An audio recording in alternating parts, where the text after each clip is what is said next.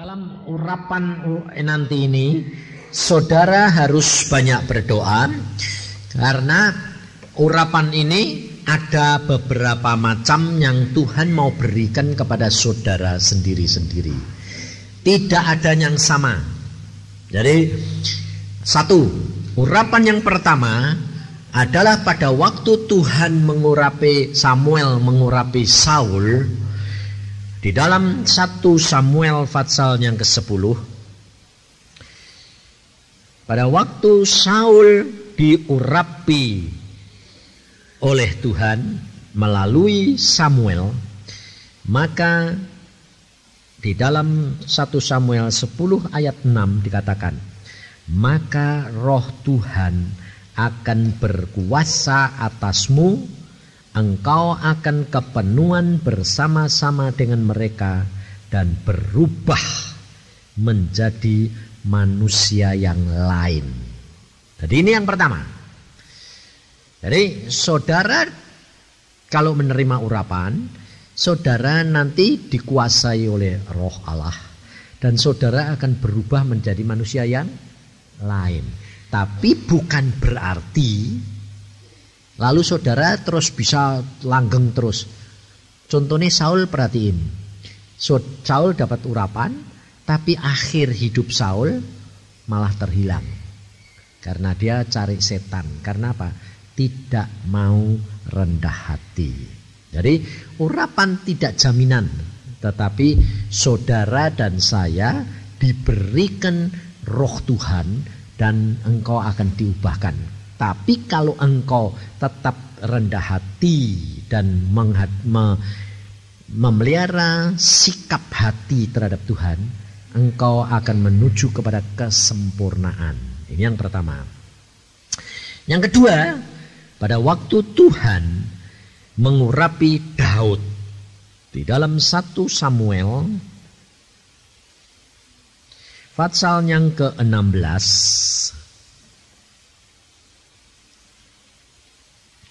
ayat yang ke-13, Samuel mengambil tabung tanduk yang berisi minyak itu dan mengurapi Daud di tengah-tengah saudaranya. Sejak hari itu dan seterusnya berkuasalah Tuhan atas Daud. Jadi Tuhan yang mempunyai kuasa. Nah, saudara perhatikan antara Daud dan Saul. Saul berhenti di tengah jalan, Daud menyelesaikan. Ngerti? Jadi tergantung saudara loh. Jadi bukan tergantung Tuhan, tergantung saudara. Tuhan sudah berikan karunia, tapi tergantung saudara. Nah, yang ketiga, kita baca di dalam Yesaya pasal yang ke-10. Ayat yang ke-27a.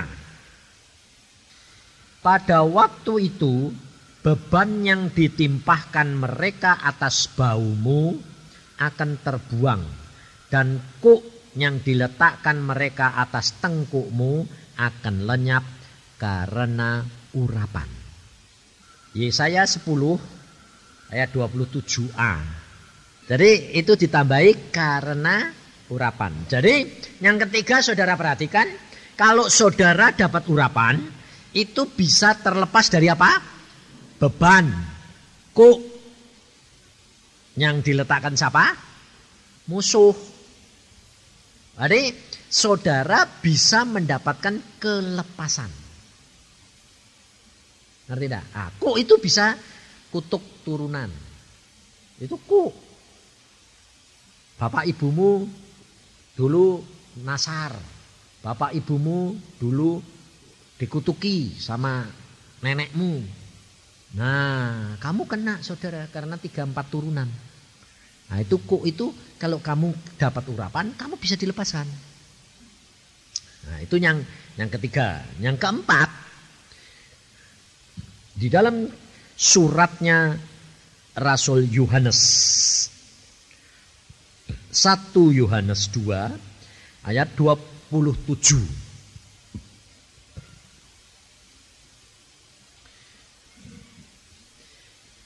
1 Yohanes 2 ayat 27. Sebab di dalam diri kamu tetap ada pengurapan yang telah kamu terima daripadanya.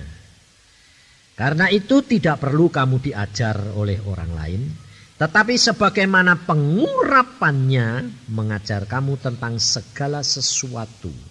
Dan pengajarannya itu benar, tidak dusta. Dan sebagaimana ia dahulu telah mengajar kamu, demikianlah hendaklah kamu tetap tinggal di dalam dia. Nah, saudara perhatikan, jadi pengurapan itu ada beberapa macam. Tinggal saudara sekarang ini nanti pujian, menyiapkan pujian itu, jadikan aku rumah doa. Nah, saudara harus berdoa. Kamu minta sama Tuhan. Kalau seandainya kamu tidak tahu apa-apa karena belum peka, ya tidak apa-apa. Yang penting kan terima toh, pena. Aja bilang aku ora terima apa-apa. Loh, jangan gitu. Sebab Tuhan itu luar biasa. Seperti saya dulu sama istri saya, pada waktu Tuhan berkata begini, kamu ini kok gak kepingin bahasa lidah toh? Aku tuh gak gampang ikut-ikutan gitu. Terus Tuhan bilang, kamu kok gak kepingin bahasa lidah? Aku bilang, buat apa? Wong bahasa lidah aku gak ngerti artinya. Engkau ngomong be aku bahasa Indonesia, akan lumayan. Tuhan bilang itu perlu. Hah, perlu? Buat apa? Menguatkan iman, roh nanti berdoa buat kamu kalau kamu tidak bisa berdoa. Oh ya mau. Dari sana doa puasa. Mbak istrimu masuk, ya masuk doa puasa.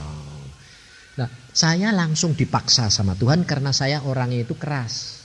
Jadi kalau tidak dipaksa tidak bisa. Karena sombong. Tapi istri saya lembut. Saya dipaksa-paksa sampai adek. Aku bilang adek apa sih ini? Tak tengkingi dalam nama Yesus kok adek. Tapi terus akhirnya mulutnya adek koplok-koplok lah. Aku kan dokter gigi, takut rompol kabeh ini. Waduh. Rompol mati aku. Lah saking ketakutan tak ganjel loh. Nurut. Aku bilang ini nurut sebab dia dah nurut kan merotoli kabeh. Terus akhirnya bilang nurut. Terus keluar lidah, bahasa lidah. Tapi istri saya tidak terasa apa-apa. Hari itu dia bilang, Tuhan aku tidak terasa apa-apa. Tuhan bilang apa? Kamu sudah juga dapat. Percaya. Ya sudah. Besok pagi-pagi sembahyang jam 5. Saya berdoa bahasa lidah sedang ajar-ajar. Kemprotok kayak orang Jepang gitu. Istri saya nyanyi bagus kayak air terjun. Sejuk luar biasa. Genti aku yang meri. Aku bilang, Tuhan gue kayak aku kok kemprotok kayak bahasa Jepang. Nyonya aku mbok kayak halus sih kayak gitu. Wah enak, aku ndongokno ndek nenek jadi iri. Tuhan bilang, kowe kasar, nyonyamu halus. Semua dikasih karunia sendiri-sendiri. Sebabnya aku dikasih karunia halus, aku ndak bisa negor kamu. Ndak apa-apa. Lah ya ndak bisa. Sebab aku wonge kasar blak-blakan mosok bodoh ngono ya. Jadi Tuhan itu memberi menurut sifat dan perangainya. Jangan iri. Ngerti enggak? Nah, engkau nanti minta menerima. Nah, ya syukur-syukur di 4-4 mbok trimo kabeh. Iya toh? Tapi aja serakah. Ya toh? Yang penting terima Tuhan apa gitu loh. Maunya Tuhan itu apa, terimalah. Apa yang Tuhan beri kamu terima. Nah, saudara perhatikan, ini terutama anak-anak. Tuhan itu mulai tahun depan Tuhan mau pakai anak-anak. Anak-anak kecil yang 4-5 tahun sampai 10 sampai 12 15 tahun itu mau dipakai Tuhan. Tuhan bilang waktunya sudah sangat singkat. Tuhan mau pakai kanak-kanak. Sebab kalau orang dewasa dipakai terlalu banyak akan mikir. Dan Tuhan berkata anak-anak kecil itu nanti akan dipakai Tuhan untuk mempermalukan orang-orang tua. Kenapa? Sebab karaten. Jadi dek dikandani tidak nurut, engkau bakal dikandani mbak putu-putu nih. Jadi anak kecil mulai tahun depan Tuhan bilang, aku akan pakai anak-anak. Dan sekarang sudah mulai disiapkan. Jadi kalau anak-anak ada itu dapat urapan itu persiapan saudara. Siapa tahu muncul.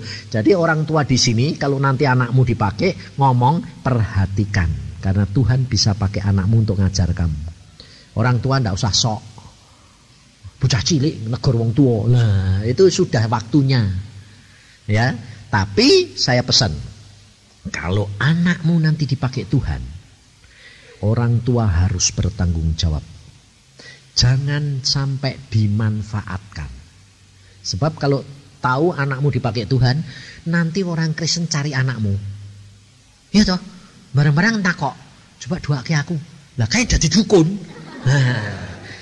Terus persembahannya akeh kan, wong tuane seneng. Hati-hati. Nanti itu seperti kata Tuhan, dia mengusir setan dalam nama Yesus, membuat mujizat dalam nama Yesus, tapi Tuhan Yesus bilang tidak kenal. Kamu membawa anakmu masuk neraka. Jadi kalau nanti anak-anak kecil dipakai, orang tua harus menjaga.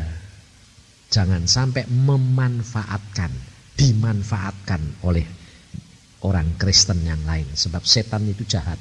Maka dari itu semua harus Tuhan, tertuju kepada Tuhan. Sebab kalau anak kecil dipakai, nanti kadang-kadang bisa cepat sombong toh.